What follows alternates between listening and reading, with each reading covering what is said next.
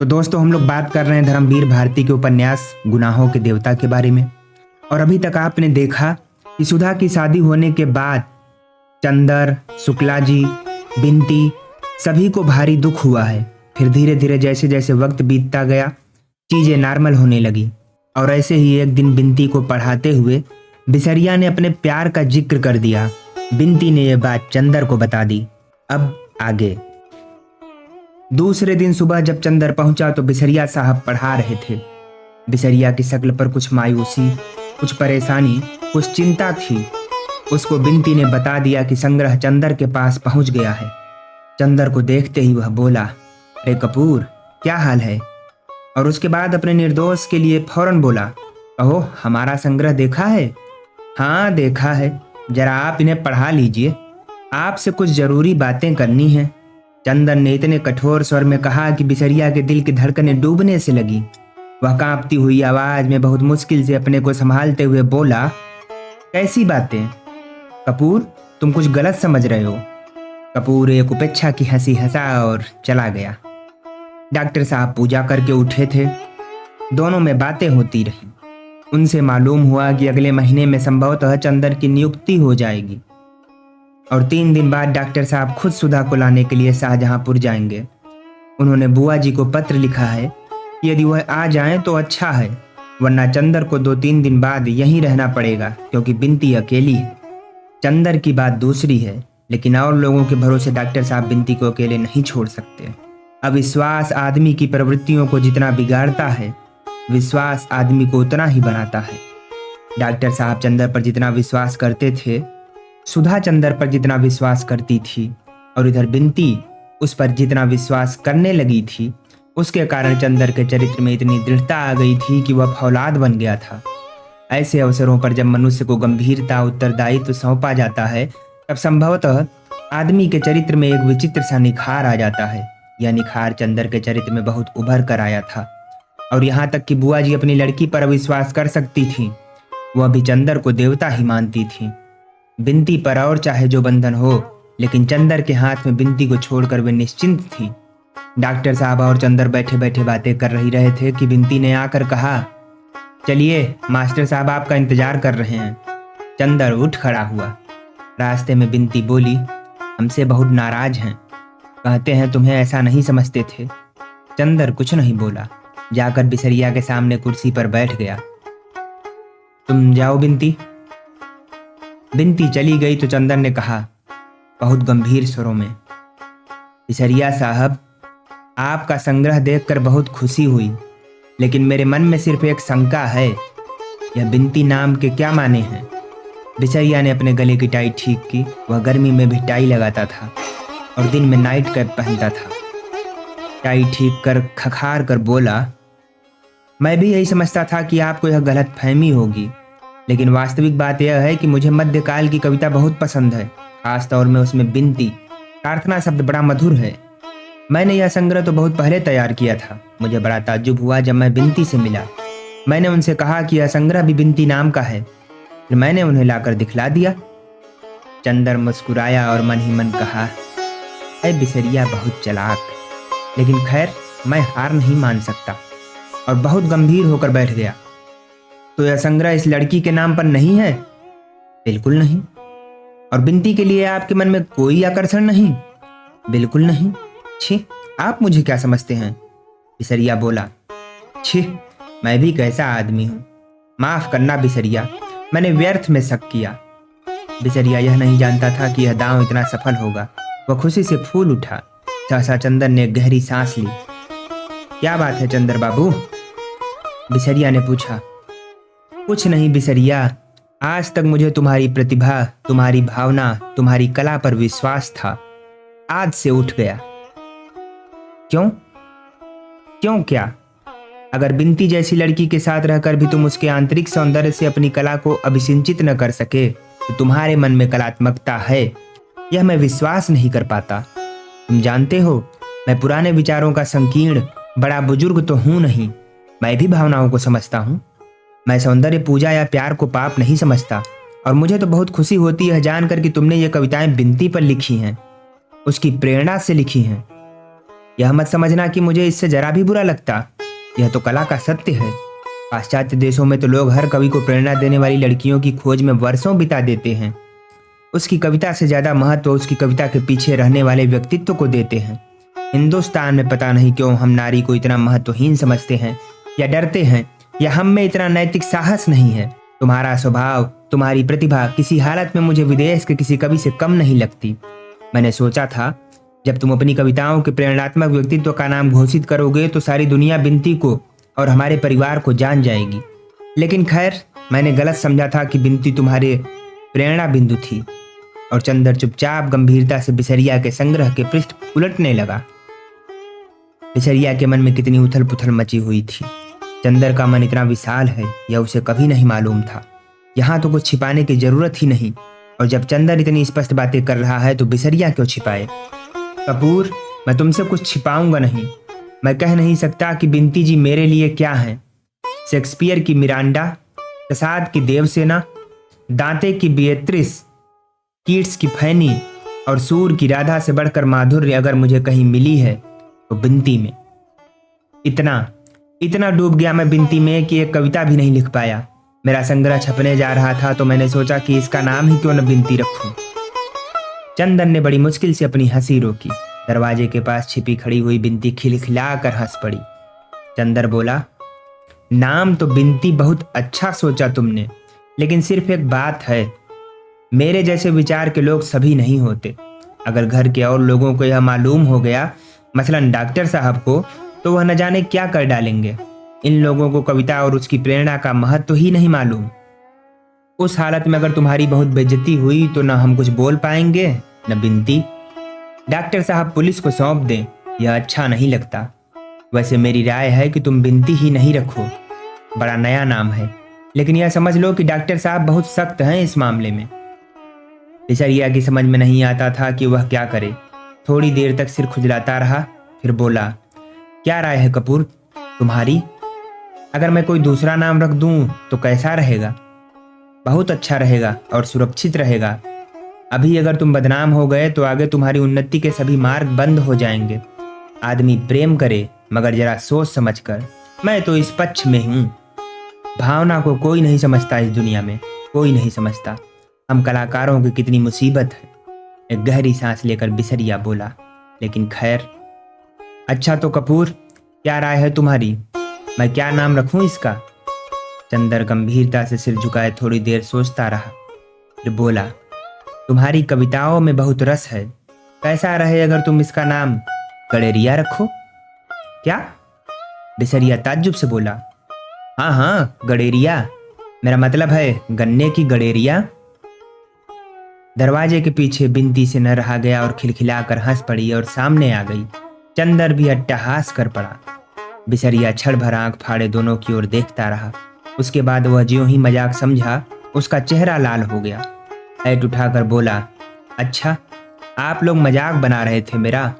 कोई बात नहीं, मैं देखूंगा। मिस्टर कपूर, आप अपने को क्या समझते हैं? और वह चल दिया।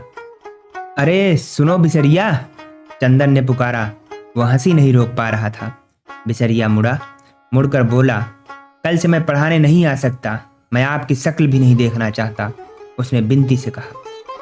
तो मुंह फेर कर पढ़ा दीजिएगा, चंदर बोला। बिनती फिर हंस पड़ी। बिसरिया ने मुड़कर बड़े गुस्से से देखा और पैर पटकते हुए चला गया। बेचारे कवि कलाकार आज की दुनिया में प्यार भी नहीं कर पाते, चंदर ने कहा, और दोनों की हंसी बहुत देर तक गूंजती रही। अगस्त की उदास शाम थी। पानी रिमझिमा रहा था और डॉक्टर शुक्ला के सूने बंगले में बरामदे में कुर्सी डाले, लान पर छोटे छोटे गड्ढों में पंख धोती और कुलेलें करती हुई गौरैयों की तरफ अपलक देखता हुआ चंदर जाने किन ख्यालों में डूबा हुआ था। डॉक्टर साहब सुधा को लिवाने के लिए शाहजहांपुर गए थे। बिनती भी जिद करके उनके साथ गई थी। वहां से ये लोग दिल्ली घूमने के लिए चले गए थे, लेकिन आज 15 रोज हो गए, उन लोगों का कोई भी खत नहीं आया था। डॉक्टर साहब ने ब्यूरो को महज एक अर्जी भेज दी थी। चंदर को डॉक्टर साहब के जाने के पहले ही कॉलेज में जगह मिल गई थी और उसने क्लास लेने शुरू कर दिए थे। वह अब इसी बंगले में आ गया था। सुबह तो क्लास के पाठ की तैयारी करने और नोट्स बनाने में कट जाती थी, दोपहर कॉलेज में कट जाती थी लेकिन शामें बड़ी उदास गुजरती थी और फिर 15 दिन से सुधा का कोई भी खत नहीं आया। वह उदास बैठा सोच रहा था, लेकिन यह उदासी थी, दुख नहीं था। और वह भी उदासी एक देवता की उदासी जो दुख भरी न होकर सुंदर और सुकुमार अधिक होती है। एक बात जरूर थी, जब कभी वह उदास होता था तो जाने क्यों वह यह हमेशा सोचने लगता था कि उसके जीवन में जो कुछ हो गया है उस पर उसे गर्व करना चाहिए, जैसे वह अपनी उदासी को अपने गर्व से मिटाने का प्रयास करता था। लेकिन इस वक्त एक बात रह रहकर उभर आती थी उसके मन में, सुधा ने खत क्यों नहीं लिखा। पानी बिल्कुल बंद हो गया था। पश्चिम के दो एक बादल खुल गए थे और पके जामुन के रंग के एक बहुत बड़े बादल के पीछे से डूबते हुए सूरज की उदास किरणें झांक रही थी। इधर की ओर एक इंद्रधनुष खिल गया था जो मोटर गैरेज की छत से उड़कर दूर पर यूकलिप्टिस की लंबी शाखों में उलझ गया था। इतने में छाता लगाए पोस्टमैन आया। उसने पोर्टिको में अपने जूतों में लगी कीचड़ झाड़ी, पैर पटके और किरमिच के झोले से खत निकाले और सीढ़ी पर फैला दिए। उनमें से ढूंढकर 3 लिफाफे निकाले और चंदर को दे दिए। चंदन ने लपक कर लिफाफे ले लिया। पहला लिफाफा बुआ का था, बिनती के नाम। दूसरा था ओरिएंटल इंश्योरेंस का लिफाफा, डॉक्टर साहब के नाम। और तीसरा एक सुंदर सा नीला लिफाफा, यह सुधा का होगा। पोस्टमैन जा चुका था। उसने इतने प्यार से लिफाफे को चूमा जितने प्यार से डूबता हुआ सूरज नीली घटाओं को चूम रहा था। अगली कहीं की परेशान कर डालती है। यहाँ थी तो वही आदत, वहां है तो वही आदत, चंदन ने मन में कहा और लिफाफा खोल डाला। लिफाफा पम्मी का था, मसूरी से आया। उसने झल्ला कर लिफाफा फेंक दिया। सुधा कितनी लापरवाह है, वह जानती है कि चंदर को यहाँ कैसा लग रहा होगा। बिनती ने बता दिया होगा, फिर भी वह लापरवाही। मारे गुस्से के थोड़ी देर बाद उसने पम्मी का खत पढ़ा। छोटा सा खत था। पम्मी अभी मसूरी में ही है, अक्टूबर तक आएगी। लगभग सभी यात्री जा चुके हैं, लेकिन उसे पहाड़ों की बरसात बहुत अच्छी लग रही है। पलटी इलाहाबाद चला गया है। उसके साथ वहां से एक पहाड़ी ईसाई लड़की भी गई है। पलटी कहता है वह उसके साथ शादी करेगा। पलटी अब बहुत स्वस्थ है। चंदर चाहे तो जाकर बल्टी से मिल ले। सुधा के खत के ना आने से चंदर के मन में बहुत बेचैनी थी। उसे ठीक से मालूम नहीं हो पा रहा था कि ये लोग हैं कहाँ। बल्टी के आने की खबर मिलने पर उसे संतोष हुआ। चलो एक दिन बल्टी से ही मिलाएंगे, अब देखें कैसे हैं। तीसरे या चौथे दिन जब अकस्मात पानी बंद था तो वह कार लेकर बल्टी के यहाँ गया। बरसात में इलाहाबाद की सिविल लाइंस का सौंदर्य और भी निखर आता है। रूखे सूखे फुटपाथों और मैदानों पर घास जम जाती है। बंगले की उजाड़ चहार दीवारियां तक हरी भरी हो जाती हैं। लंबे और घने पेड़ और झाड़ियां निखर कर धुलकर हरे मखमली रंग की हो जाती हैं और कोलतार की सड़कों पर थोड़ी थोड़ी पानी की चादर सी लहरा उठती है, जिसमें पेड़ों की हरी छायाएं बिख जाती हैं। बंगले में पली हुई बतखों के दल सड़क पर चलती हुई मोटरों को रोक लेते हैं और हर बंगले में से रेडियो या ग्रामोफोन के संगीत की लहरें मचलती हुई वातावरण पर छा जाती हैं। कॉलेज से लौटकर एक प्याला चाय पीकर कार लेकर चंदर बल्टी के यहाँ चल दिया। वह बहुत दिन बाद बल्टी को देखने जा रहा है।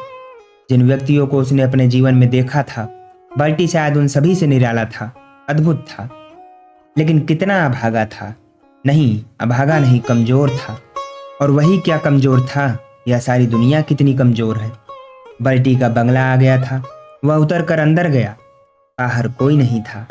बरामदे में एक पिंजरा टंगा हुआ था जिसमें एक बहुत छोटा तोते का बच्चा टंगा हुआ था। चंदर भीतर जाने में हिचक रहा था, क्योंकि एक तो पम्मी नहीं थी और दूसरे कोई और लड़की भी बल्टी के साथ आई थी, बल्टी की भावी पत्नी। चंदर ने आवाज दी। अंदर कोई बहुत भारी पुरुष स्वर में एक साधारण गीत गा रहा था। चंदर ने फिर आवाज दी। बल्टी बाहर आया। चंदर उसे देखकर दंग रह गया। बल्टी का चेहरा भर गया था। जवानी लौट आई थी। पीलेपन के बजाय चेहरे पर खून दौड़ गया था। सीना उभर आया था। बल्टी खाकी रंग का कोट, बहुत मोटा खाकी हैट, खाकी ब्रीचेज, शिकारी बूट पहने हुए था और कंधे पर बंदूक लटक रही थी। वह आया ड्राइंग रूम के दरवाजे पर पीठ झुकाकर एक हाथ से बंदूक पकड़कर और एक हाथ आंखों के आगे रखकर उसने इस तरह देखा जैसे वह शिकार ढूंढ रहा हो। चंदर के प्राण सूख गए। उसने मन ही मन सोचा, पहली बार तो वह कुश्ती में बल्टी से जीत गया था, लेकिन अब की बार जीतना मुश्किल है। कहाँ बेकार फंसा आकर। उसने घबराई हुई आवाज में कहा, यह मैं हूँ मिस्टर बल्टी, चंदर कपूर, पम्मी का मित्र। हाँ हाँ, मैं जानता हूँ। बल्टी तन कर खड़ा हो गया और हंसकर बोला, मैं आपको भूला नहीं। मैं तो आपको यह दिखला रहा था कि मैं पागल नहीं हूँ, शिकारी हो गया। और उसने चंदर के कंधे पर पकड़कर इतना जोर से झकझोर दिया कि चंदर की पसलियां चरमरा उठी। आओ। उसने चंदर के कंधे दबाकर बरामदे की ही कोच पर बिठा दिया और सामने कुर्सी पर बैठता हुआ बोला, मैं तुम्हें अंदर ले चलता, लेकिन अंदर जेनी है और एक मेरा मित्र, दोनों बातें कर रहे हैं। आज जेनी की सालगिरह है। तुम जेनी को जानते हो ना? वह तराई के कस्बे में रहती थी, मुझे मिल गई। बहुत खराब औरत है। मैं तंदुरुस्त हो गया हूं ना, बहुत। मुझे ताज्जुब है कि तंदुरुस्ती के लिए तुमने क्या किया 3 महीने तक। नफरत मिस्टर कपूर, औरतों से नफरत। उससे ज्यादा अच्छा टॉनिक तंदुरुस्ती के लिए कोई नहीं है। लेकिन तुम तो शादी करने जा रहे हो, लड़की ले आए हो वहां से। अकेली लड़की नहीं मिस्टर, मैं वहां से 2 चीज लाया हूँ। एक तो यह तोते का बच्चा और एक जेनी, वही लड़की। तोते को मैं बहुत प्यार करता हूँ। यह बड़ा हो जाएगा, बोलने लगेगा तो इसे गोली मार दूंगा। और लड़की से मैं बहुत नफरत करता हूँ, इससे शादी कर लूंगा। क्यों, है ना ठीक? इसको शिकार का चाव कहते हैं और अब मैं शिकारी हूं ना। चंदर हाँ कहे या ना कहे, अभी बल्टी का दिमाग बिल्कुल वैसा ही है, इसमें कोई शक नहीं। वह क्या बात करे, अंत में बोला, यह बंदूक तो उतार कर रखिए, हमेशा बांधे रहते हैं। हाँ और क्या, शिकार का पहला सिद्धांत है कि जहाँ खतरा हो, जंगली जानवर हो, वहां कभी बिना बंदूक के नहीं जाना चाहिए। और बहुत धीमे से चंदर के कान में बल्टी बोला, तुम जानते हो चंदर, एक औरत है जो 24 घंटे घर में रहती है। मैं तो एक क्षण को बंदूक अलग नहीं रखता। सहसा अंदर से कुछ गिरने की आवाज आई। कोई चीखा और लगा जैसे कोई चीज पियानो पर गिरी और पर्दों को तोड़ती हुई नीचे आ गई। फिर कुछ झगड़ों की आवाज आई। चंदर चौंक उठा। क्या बात है बल्टी, देखो तो। बल्टी ने हाथ पकड़कर चंदर को खींच लिया। बैठो बैठो, अंदर मेरे मित्र और जेनी सालगिरह मना रहे हैं, अंदर मत जाना। लेकिन ये आवाजें कैसी हैं? चंदर ने चिंता से पूछा। शायद वे लोग प्रेम कर रहे हों, बल्टी बोला और निश्चिंतता से बैठ गया। और क्षण भर बाद उसने अजब सा दृश्य देखा। एक बल्टी का ही हम उम्र आदमी हाथ से माथे का खून पोंछता हुआ बाहर आया। वह नशे में चूर था और बहुत भद्दी गालियां देता हुआ चला जा रहा था। वह गिरता पड़ता आया और उसने बल्टी को देखते ही घूंसा ताना, तुमने मुझे धोखा दिया, मुझसे 50 रुपए उपहार ले लिया, मैं भी तुम्हें बताता हूँ। चंदर स्तब्ध था, क्या करे क्या न करे। इतने में अंदर से जेनी निकली, लंबी तगड़ी, कम से कम 30 वर्ष की औरत। उसने आते ही पीछे से उस आदमी की कमीज पकड़ी और उसे सीढ़ी से नीचे कीचड़ में धकेल दिया और सैकड़ों गाली देते हुए बोली, जा सीधे, वरना हड्डी नहीं बचेगी यहाँ। वह फिर उठा तो खुद भी नीचे कूद पड़ी और घसीटती हुई दरवाजे के बाहर धकेल आई। बल्टी सांस रोके अपराधी सा खड़ा था। वह लौटी और बल्टी का कॉलर पकड़ लिया। मैं निर्दोष हूं, मैं कुछ नहीं जानता। सहसा जेनी ने चंदर की ओर देखा। यह भी तुम्हारा दोस्त है? अभी बताती हूँ। और जो वह चंदर की ओर बढ़ी तो चंदर ने मन ही मन पम्मी का स्मरण किया। कहाँ फंसाया उस कमबख्त ने खत लिखकर। ज्यों ही जेनी ने चंदर का कॉलर पकड़ा कि बल्टी बड़े कातर स्वर में बोला, उसे छोड़ दो, वह मेरा नहीं पम्मी का मित्र है। जेनी रुक गई। तुम पम्मी के मित्र हो? अच्छा, बैठ जाओ बैठ जाओ, तुम शरीफ आदमी मालूम पड़ते हो, मगर आगे से तुम्हारा कोई मित्र आया तो मैं उसकी हत्या कर डालूंगी, समझे कि नहीं बल्टी? बल्टी ने सिर हिलाया। हाँ समझ गए। जेनी अंदर चल दी। फिर सहसा बाहर आई और बल्टी को पकड़कर घसीटती हुई बोली, पानी बरस रहा है, इतनी सर्दी बढ़ रही है और तुमने स्वेटर नहीं पहना, चलो पहनो, मरने की ठानी है। मैं साफ बताए देती हूँ, चाहे दुनिया इधर की उधर हो जाए, मैं बिना शादी किए मरने नहीं दूंगी तुम्हें। और वह बकरे की तरह बल्टी का कान पकड़कर अंदर घसीट ले गई। चंदर ने मन में कहा कि यह कुछ इस रहस्यमय बंगले का असर है कि हरेक का दिमाग खराब ही मालूम देता है। 2 मिनट बाद जब बल्टी लौटा तो उसके गले में गुलबंद, ऊनी स्वेटर, ऊनी मोजे थे। वह हाँफता हुआ आकर बाहर बैठ गया। मिस्टर कपूर, तुम्हें मानना होगा कि यह लड़की, यह डाइन जेनी बहुत क्रूर है। मानता हूँ बल्टी, 16 आने मानता हूँ। चंदर ने मुस्कुराहट रोक कर कहा, लेकिन यह झगड़ा क्या है? झगड़ा क्या होता है? औरतों को समझना बहुत मुश्किल है। इस औरत के फंदे में फंस कैसे गए तुम? चंदर ने पूछा। होठ पर हाथ रखकर धीरे बोलने का इशारा करते हुए बल्टी ने कहा, धीरे बोलो। बात ऐसी हुई कि जब मैं तराई में शिकार खेल रहा था तो एक बार अकेले छूट गया। यह एक पेंशनर फॉरेस्ट गार्ड की अनब्याही लड़की थी, शिकार में बहुत होशियार। मैं भटकते हुए पहुंचा तो इसका बाप बीमार था। मैं रुक गया। तीसरे दिन वह मर गया। उसे जाने कौन सा रोग था कि उसका चेहरा बहुत डरावना हो गया था और पेट फूल गया था। रात को इसे बहुत डर लगा तो वह मेरे पास आकर लेट गई। बीच में बंदूक रखकर हम लोग सो गए। रात को इसने बीच से बंदूक हटा दी और अब वह कहती है कि मुझसे ब्याह करेगी और नहीं करूंगा तो मार डालेगी। पम्मी भी मुझसे बोली, तुम्हें अब ब्याह करना ही होगा, अब मजबूरी है मिस्टर कपूर। चंदर चुप बैठा सोच रहा था, कैसी विचित्र जिंदगी है इस भाग्य की। मानो प्रकृति ने सारे आश्चर्य इसी की किस्मत के लिए छोड़ रखे थे। फिर बोला, यह आज का क्या झगड़ा था? कुछ नहीं, आज इसकी सालगिरह थी। यह बोली, मुझे कुछ उपहार दो। मैं बहुत देर तक सोचता रहा, क्या दूं इसे, कुछ समझ ही में नहीं आया। बहुत देर सोचने के बाद मैंने सोचा, मैं तो इसका पति होने जा रहा हूँ, इसे एक प्रेमी उपहार में दे दूं। मैंने एक मित्र से कहा कि तुम मेरी भावी पत्नी से आज शाम को प्रेम कर सकते हो। वह राजी हो गया। मैं ले आया। चंदर जोर से हंस पड़ा। हंसो मत मिस्टर कपूर। बल्टी बहुत गंभीर बनकर बोला, इसका मतलब यह है कि तुम औरतों को समझते नहीं। देखो, एक औरत उसी चीज को ज्यादा पसंद करती है, उसी के प्रति समर्पण करती है जो उसकी जिंदगी में नहीं होता। मसलन एक औरत है जिसका ब्याह हो गया है या होने वाला है, उसे यदि एक नया प्रेमी मिल जाए तो उसकी प्रसन्नता का ठिकाना नहीं रहता। वह अपने पति की बहुत कम परवाह करेगी अपनी प्रेमी के सामने। और अगर कुंवारी लड़की है तो वह अपने प्रेमी की भावनाओं को पूरी तौर से हत्या कर सकती है यदि उसे एक पति मिल जाए तो। मैं तो समझता हूँ कि कोई भी पति अपनी पत्नी को यदि कोई अच्छा उपहार दे सकता है तो वह है एक नया प्रेमी, और कोई भी प्रेमी अपनी रानी को यदि कोई अच्छा उपहार दे सकता है तो वह यह है कि उसे एक पति प्रदान कर दे। तुम्हारी अभी शादी तो नहीं हुई न, तो तुम प्रेम तो जरूर करते होंगे न? सिर मत हिलाओ, मैं यकीन नहीं कर सकता। मैं इतनी सलाह तुम्हें दे रहा हूँ कि अगर तुम किसी लड़की से प्यार करते हो तो ईश्वर के वास्ते उससे शादी मत करना। तुम मेरा किस्सा सुन चुके हो। अगर दिल से प्यार करना चाहते हो और चाहते हो कि वह लड़की जीवन भर तुम्हारी कृतज्ञ रहे तो तुम उसकी शादी करा देना। यह लड़कियों के सेक्स जीवन का अंतिम सत्य है। हा हा हा, बल्टी हंस पड़ा। चंदर को लगा जैसे आग की लपट उसे तपा रही है। उसने भी तो यही किया है सुधा के साथ, जिसे बल्टी कितने विचित्र स्वरों में कह रहा है। उसे लगा जैसे इस प्रेतलोक में सारा जीवन विकृत दिखाई देता है।